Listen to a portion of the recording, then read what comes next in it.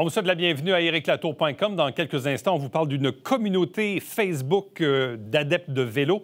Mais d'abord, lui, il était dans le monde du stylisme. Il devient courtier immobilier. C'est Jean Héroldi.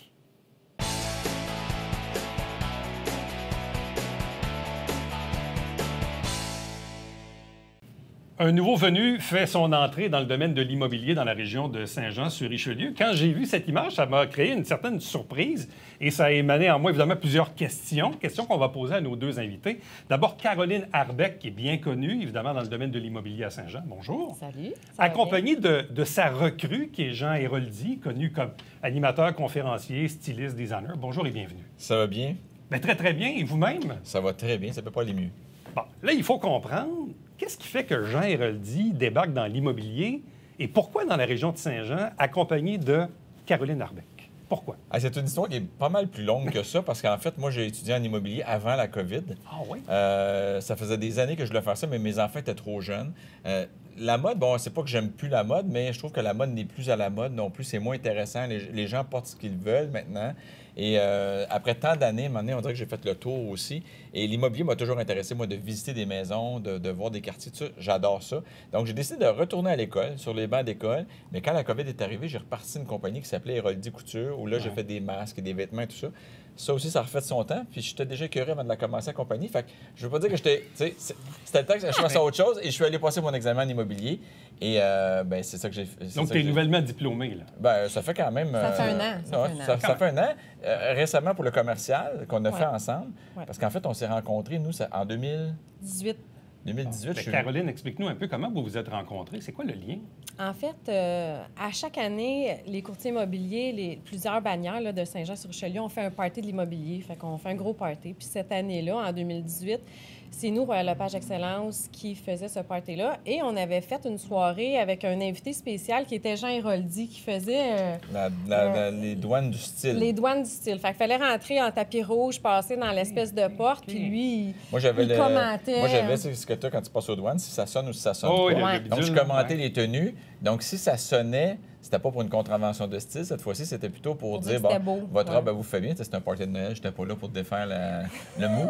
Et c'est comme ça qu'on s'est connus. Okay. Puis ensuite, on a gardé contact. Tu as surtout gardé contact avec sa sœur, qui est Chantal. Puis quand j'ai fini mon résidentiel, que j'attendais de voir vers où je m'en allais, vers quel coin je m'en allais, on est allé dîner ensemble. Puis là, elle m'a dit, ben moi, je commence mon commercial. J'ai dit, sais-tu quoi, je le commence en même temps que toi.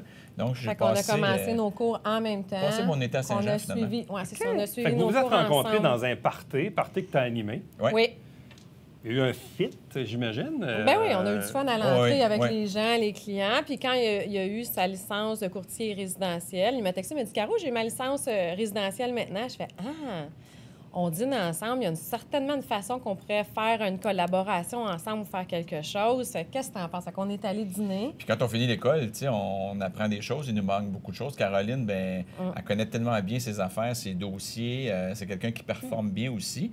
Moi, par contre, ce que je veux développer, c'est du côté de Montréal aussi. Moi, j'habite à l'île des Sœurs, Verdun. Donc, pour l'instant, moi, je vais quand même développer mon coin là-bas. Je vais collaborer avec Caroline. Ben, en même temps, aujourd'hui, de ce que je comprends, pour avoir fait beaucoup d'entrevues avec des courtiers immobiliers, la limitation des territoires, ça ne veut plus dire grand-chose. Tu sais, il y a 20-30 ans, tu étais agent immobilier sur ton territoire. C'est ça. Aujourd'hui, on comprend que la bannière est basée à Saint-Jean, mais tu peux vendre une maison à Longueuil ou à Montréal. Ben, on en a vendu une en fin de semaine à Magog, d'ailleurs. C'est ça, il n'y a pas de limitation de territoire. Non, quand tu en as une à Magog, ça amène beaucoup d'actions du côté de Magog. Donc là, tu développes un petit peu là-bas. C'est un peu comme ça que ça se passe. OK. Mais de ce que je comprends, avant même d'animer ce party-là en 2018, tu avais déjà de l'intérêt pour l'immobilier. J'avais fait des émissions de déco de maison avec mon ex-femme. J'avais fait la maison, le chalet. Donc déjà, tout ce qui était manuel, peinture, déco, tout ça, c'est quelque chose qui m'intéressait déjà beaucoup. Bon. Mais à quel moment ça s'est vraiment concrétisé, votre affaire? Bien, c'est au dîner? Non. Tu as travaillé fort. Ouais.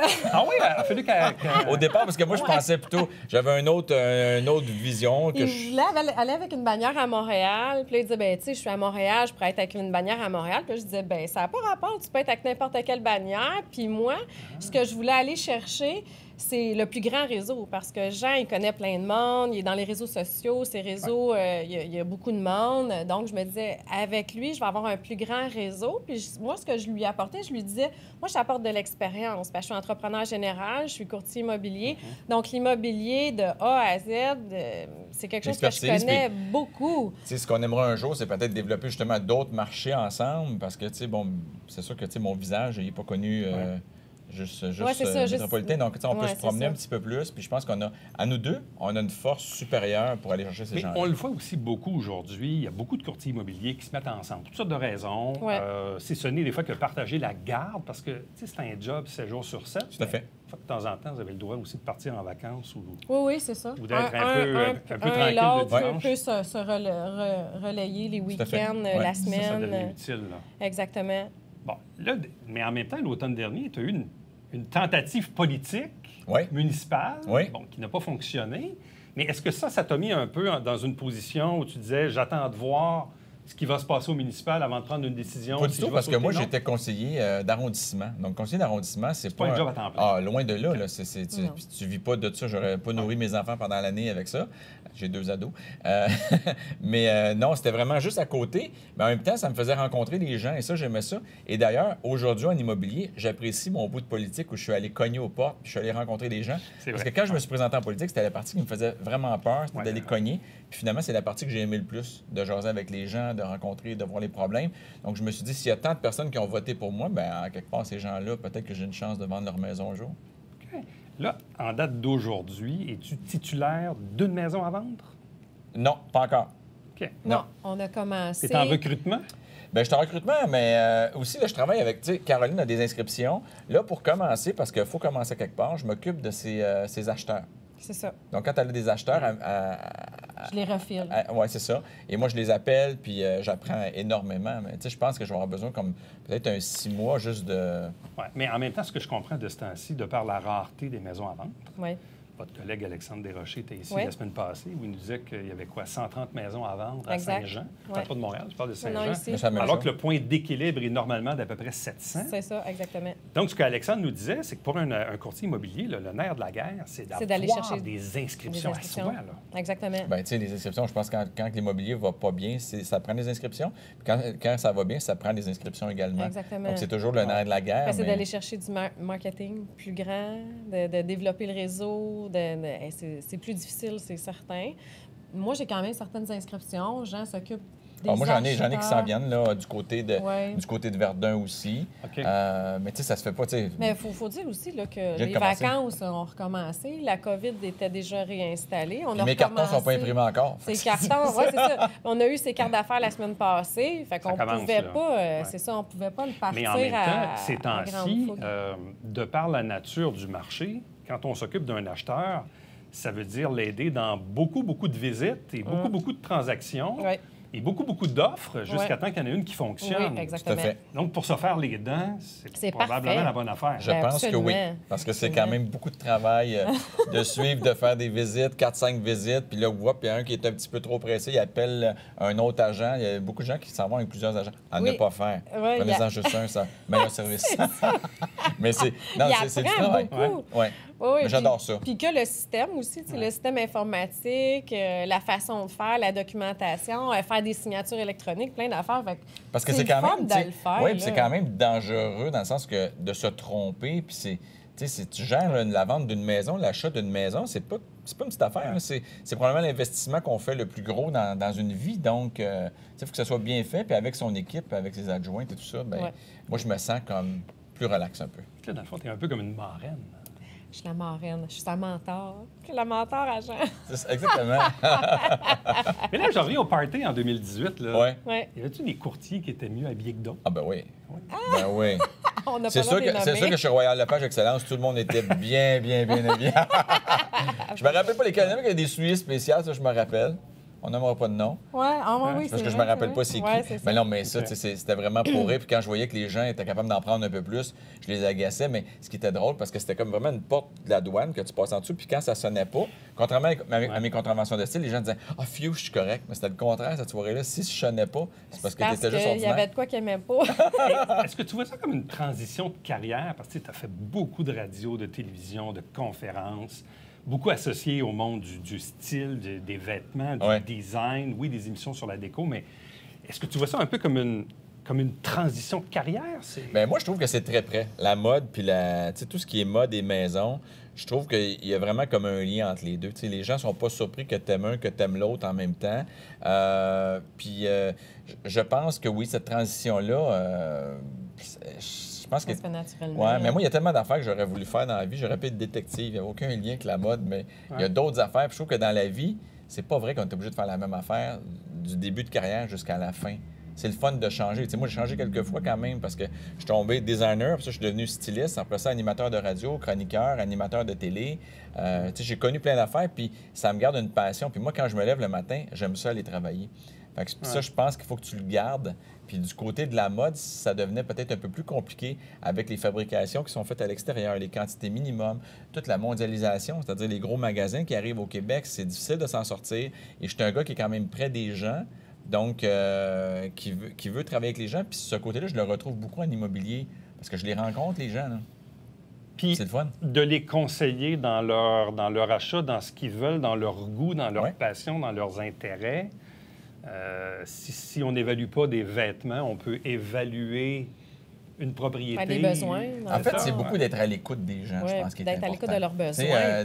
Oui, d'être à l'écoute. Qu'est-ce qu'ils recherchent vraiment? C'est pas d'imposer la maison que moi, je veux qu'ils achètent, mais c'est de leur présenter la maison, mais pour leurs besoins à eux, puis qu'eux aiment leur maison, puis qu'ils se disent dans 6, 7 ans, 8 ans, je veux revendre, je rappelle Jean, j'ai eu un bon service. C'est le service aussi. Puis ça, je pense que ce côté-là, je l'ai vraiment beaucoup. T'sais, je l'ai autant pour conseiller une dame qui va s'habiller dans une boutique que de ce côté-là. C'est quoi le conseil qu'on donne à un nouveau courtier immobilier là, qui débarque dans cette business-là en 2022? Bien, tu sais, tantôt, on disait que je cherchais un mentor. Je pense que quelqu'un qui commence demain matin avec sa licence de courtier immobilier, qui veut commencer, puis toute seule, il s'en va face à... D'abord, il y en a beaucoup de courtiers immobiliers. Beaucoup. S'imposer là-dedans, ça peut être un peu difficile. D'être avec quelqu'un qui connaît ça, qui a les avantages, l'expérience, je pense que ça serait un gros plus. Je pense que de toute façon, tous les courtiers devraient être reliés avec un autre courtier pour peut-être même la première année, puis après ça, pouvoir se lancer seul parce qu'il y a tellement de sphères différentes en immobilier que de commencer avec quelqu'un, je pense que c'est ce qui serait mieux. Je pense qu'un plus monde. de ce métier-là, là, ceux qui le font, c'est la rapidité. Donc, d'avoir un téléphone et de réagir très rapidement. Donc, si on n'a personne pour nous conseiller puis nous dire oui, ça marche de telle manière, on peut, là, dans la course, ça se pourrait qu'on ne soit pas égal. Mais de cette manière-là, je sens que... T'sais, nous, on s'appelle vraiment à n'importe quel moment. Ah, OK, telle affaire, comment on fait ça, tel document...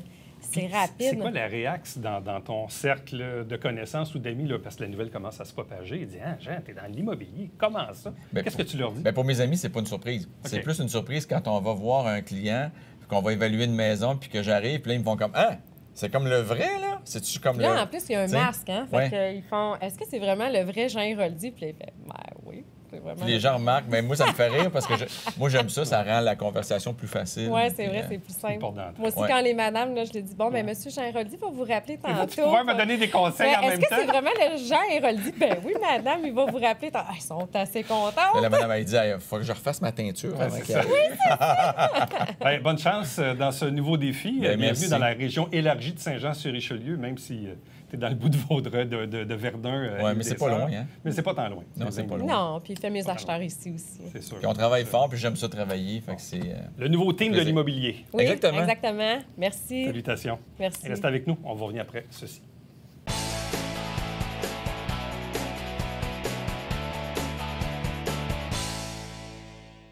Salut, ici Alexandre Baudouin. Et François Trépanier. François, triple Axel cette semaine. Oui, Justine Brasseur qui nous annonce sa retraite du patinage artistique. Elle est avec nous pour un show complet. 20 ans. Ouais. La vie devant elle. Ouais. Mais elle en a fait pas mal, hein? Mais hein. Ne manquez pas ça.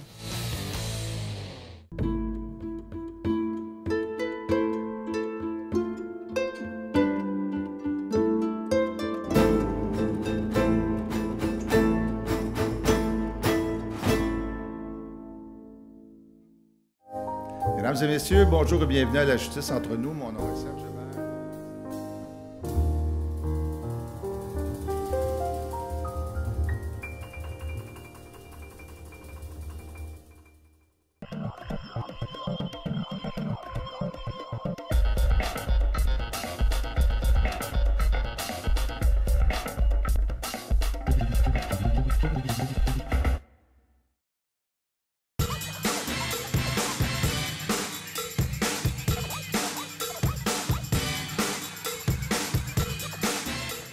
Dimanche, 9h30, Télé Bingo, on vous attend.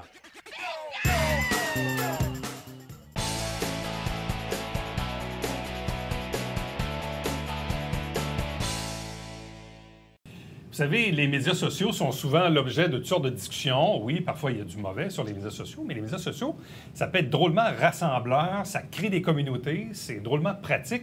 Et vous savez, dans notre société, il y a beaucoup d'adeptes de toutes sortes de passions, notamment le vélo, qui prend beaucoup d'ampleur ces dernières années. Puis ça m'a frappé la semaine dernière, dans le Canada français, je voyais un article où on disait un Joannais à la tête d'une communauté de 6500 membres, monté quand même en assez peu de temps. Deux invités pour en parler. D'abord, le fondateur lui-même, Guy Bergeron. Bonjour à vous. Allô? Accompagné d'Isabelle Brault, qui est l'une des administratrices de cette page Facebook. Bonjour et bienvenue. Bonjour. Bon. Vous êtes adepte de vélo depuis combien de temps? En fait, pour ma part, je suis adepte de vélo depuis 2010. J'ai commencé sur le tard, en fait. J'ai commencé le vélo parce que c'était simplement dans le but de me remettre en forme. J'avais pris beaucoup de poids à cette époque-là, fait que je me suis mis au vélo pour perdre du poids. Et j'ai commencé les entraînements sur la base militaire avec Yannick Morin, qui est un coach de vélo qui existe encore là aujourd'hui, là. Pas à la base, mais à Waterloo. J'ai commencé à m'entraîner avec lui, puis j'ai développé cette passion-là de fil en aiguille. Mais entre développer, bon, vous avez dit, vous voulez perdre du poids, je voulais me mettre en forme et tout ça, mais entre ça et créer une communauté sur Facebook, évidemment, il y a comme une bonne distance entre les deux. À quel moment ça devient une passion à un point où vous décidez de créer une communauté? Bien, en fait, j'ai connu la plateforme Zwift. Pour ma part, j'ai connu la plateforme Zwift en 2016-2017 à peu près. Puis à cette époque-là, c'était un petit peu moins populaire. Donc, les gens, ce qu'ils faisaient, c'est qu'ils s'appelaient par téléphone, ils se donnaient des rendez-vous sur Zwift, etc., etc. Et à un moment donné, c'est un de mes amis qui m'a dit « Ah, Guy, toi, tu es un gars de réseaux sociaux. » Aucune idée pourquoi il pensait ça. C'est une réputation que vous aviez. C'est ça. C'était peut-être plus pour qu'il voulait que je m'en occupe. Il dit « Pardon, une page Facebook. » Puis il dit « On va tous se rejoindre là-dessus, puis on va être capable de céduler pour être capable de faire des raids en ligne. » Alors, j'ai parti ma petite page Facebook. Fait qu'au départ, on était plus des courseurs à la base. Et de fil en aiguille, bien, les gens venaient sur la page, tu sais, des frères, des sœurs, des cousins, des cousines, etc., des amis, puis tout ça. Fait que 50, 100, 150. Puis là, à un moment donné, mais on s'est dit, bien, pourquoi qu'on ne ferait pas des événements? Puis... Il y avait un réel besoin, dans le fond. Bien, en fait, les gens veulent se rassembler, c'est ça? C'est ça. Bien, en fait, c'était le fun pour ça, parce que ça l'a permis à des gens de faire du vélo en ligne, même avec des gens qui ne connaissaient pas, en fait. Là. C'est quoi la différence entre faire du vélo en solo et de faire du vélo en gang? Bien, c'est le côté social, c'est le côté social de ça qui est le fun. Personnellement, moi, avant que la communauté se développe, c'est sûr que j'avais un cercle d'amis de vélo, d'extérieur et aussi un peu d'intérieur au début dans Zwift. Mais maintenant, avec la communauté JZQC, peu importe l'endroit où je veux aller rouler au Québec, il y a quelqu'un qui va m'accueillir pour ça durant l'été parce que... Ça n'a pas de frontières. Ça n'a plus de frontières par le biais de l'Internet. Bon, à quel moment vous vous êtes rencontrés et que vous avez joint la communauté? Dans les débuts, en fait, la communauté a grossi rapidement. Puis Guy connaissait mon implication dans le monde du cyclisme. Puis il est venu cogner à ma porte pour me demander si ça me tentait de m'impliquer comme administratrice de la page. Puis j'ai tout de suite accepté, puis on a commencé à collaborer à ce moment-là. Puis on a créé vraiment des activités de plus en plus grosses, en fait, qui a amené des centaines, puis aujourd'hui des milliers de membres à se regrouper, puis à se tenir en forme ensemble, puis à se motiver jour après jour. Puis la communauté a vraiment connu un essor important au début de la pandémie, en fait, où là, on était confinés à la maison et on ne pouvait pas faire de sport, presque même plus à l'extérieur à ce moment-là. Et là, notre plateforme JZQC a vraiment grossi rapidement. Puis les gens voyaient à cet endroit-là un lieu où on pouvait se rassembler, on pouvait rire, on pouvait être en groupe ensemble. Donc, on a vraiment beaucoup grossi là, à ce moment-là. Le début de la pandémie a été comme une rampe de lancement. Les gens sentaient le besoin. On remarque que les gens n'avaient pas tant de choses à faire que ça. Là. Les gens cherchaient des moyens de communiquer entre eux, peut-être de préparer leur prochain été aussi en vélo. Puis les gyms étaient fermés à ce moment-là. Donc là, on trouvait des moyens alternatifs de s'entraîner à la maison. Donc, et la plateforme Zwift a vraiment grossi en popularité. Puis nous aussi, par la bande, là, cette plateforme-là, Zwift, là, ça ressemble à quoi? C'est quoi cette plateforme-là? Bien, c'est un jeu virtuel, en fait, où on est le propre acteur de ce jeu-là. Donc, on est sur notre propre vélo à la maison, sur notre base d'entraînement, puis on se voit à la télé comme un avatar sur notre propre vélo. Puis on roule avec des gens de partout dans le monde. Donc, pas uniquement au Québec, mais partout dans le monde. Donc, et nous, à JZQC, ce qu'on a fait, en fait, c'est qu'on a créé beaucoup d'événements pour regrouper, évidemment, les Québécois ensemble, pour parler français ensemble sur la plateforme, puis échanger dans notre langue aussi, là. Puis ce qui est vraiment particulier du côté de notre communauté, en fait, c'est que c'est maintenant adapté pour monsieur, madame, tout le monde. En fait, qu'on soit un débutant avec le vélo ou un coureur cycliste semi-pro, on va trouver sa place dans l'organisation du JZQC parce qu'il y a toutes sortes d'événements, divers événements qui vont être adaptés pour tout le monde, en fait. Pourquoi ça s'appelle JZQC? Zwift Québec. OK, c'est ça. Zwift, qui est la plateforme Zwift, qui est mondiale, en fait. Zwift, bon, c'est pas nécessairement un mot, là, mais le mot, on a fait comme un mot. Zwift, ça veut comme dire on roule en ligne. Zwift, puis Québec pour Québec. Là, ça a créé votre identité visuelle. Vous portez même, évidemment, les vêtements appropriés. Ouais. Est-ce que tous les membres du groupe possèdent le chandail? Ou... Peut-être pas tout. Hein? Je dirais peut-être pas tous les membres de la communauté ont son propre chandail, mais je peux dire que dans les 2 dernières années, beaucoup de gens se le sont procurés. Okay. On a senti vraiment un gros sentiment d'appartenance. Quand on a mis en ligne les vêtements, les gens ont rapidement voulu s'associer à la marque, dans le fond, JZQC, puis à vouloir montrer sur toutes les routes du Québec qu'on existait, puis qu'on était une forte communauté liée, serrée. Est-ce qu'il existe d'autres groupes Facebook semblables aux vôtres? Pas vraiment? Ou si c'est vraiment unique? Ou... Oui, il y en a. Il y en a des similaires. Je les connais pas tous personnellement. Je sais qu'ils existent. Il y en a un que moi, personnellement, j'aime particulièrement. C'est la grosse course la grosse course Zwift. Ouais. C'est ça. C'est un petit peu plus les coureurs qui sont attirés vers cette communauté-là. Mais nous, c'est un petit peu de tout, là. C'est des balades en vélo, puis des petites courses en vélo. On a aussi un volet qui est un petit peu plus compétitif participatif, qui s'appelle les Watt Brothers et les Watt Sisters. C'est ça. Si tu veux parler des différentes lignes qui existent. Oui, en fait, les Watt Brothers, les Watt Sisters, les watts, parce que quand on fait du vélo, on pousse des watts, donc on crée de l'énergie.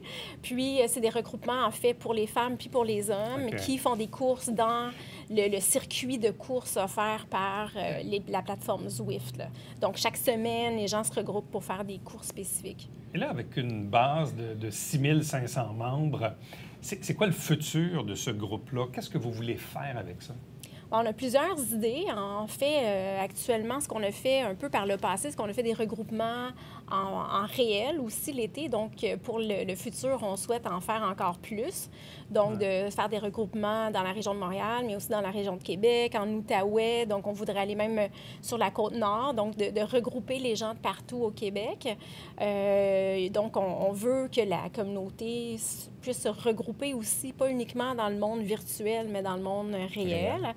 Il y a des projets de voyage aussi pour le groupe. Peut-être que tu vas en parler un petit peu plus, Guy, de ce volet-là. Oui, on a un autre autre page aussi Facebook qui s'appelle Voyage IZQC. Alors, le but de cette page-là, c'est de ramasser des idées, de consulter les gens sur des idées voyages, puis organiser des voyages avec des groupes qui partagent le même centre d'intérêt pour des types de voyages vélo en particulier. Puis on veut continuer à faire grossir la communauté. Donc là, on est à 6500, 6700 membres, mais on veut que ça soit encore plus gros, là.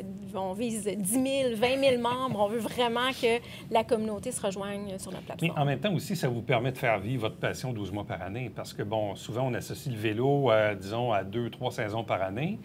Là, c'est peut-être un peu moins propice ces jours-ci, quoique il y en a des fois qui vont se risquer à en faire pareil. Sauf que le fait aussi de rouler virtuellement fait qu'on peut faire cette activité-là 12 mois par année. C'est un gros avantage. Parce que pour les bons adeptes de vélo, ceux qui roulent beaucoup durant l'été, le fait d'entretenir son sport pendant l'hiver fait en sorte qu'en début d'été, les gens sont beaucoup mieux préparés à affronter l'extérieur en ayant roulé beaucoup à l'intérieur durant l'hiver. Mais je ne vous cache pas qu'il n'y a rien pour battre le vélo à l'extérieur. Ça, c'est sûr et certain. Mais il reste quand même que, dans le contexte que c'est une belle communauté, très courtoise, très respectueuse, les gens aiment ça, ils se créent des amitiés, puis...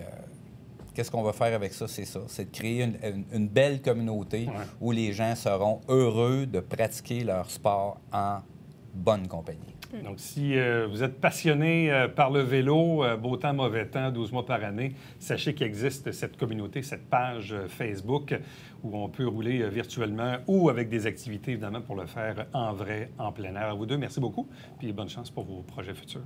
Merci. Merci beaucoup. Merci. Restez avec nous. On vous revient après ceci.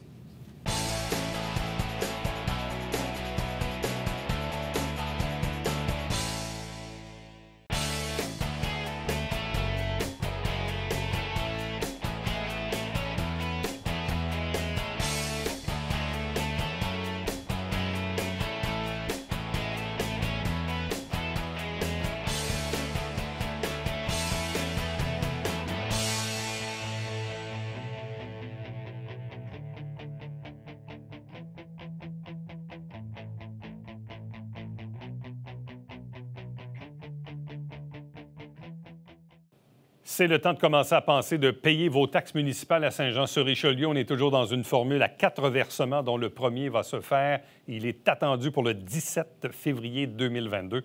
Pour obtenir des renseignements supplémentaires, allez faire un tour sur le site Internet de la Ville de Saint-Jean-sur-Richelieu, sjacr.ca/taxes. À demain. Bye-bye.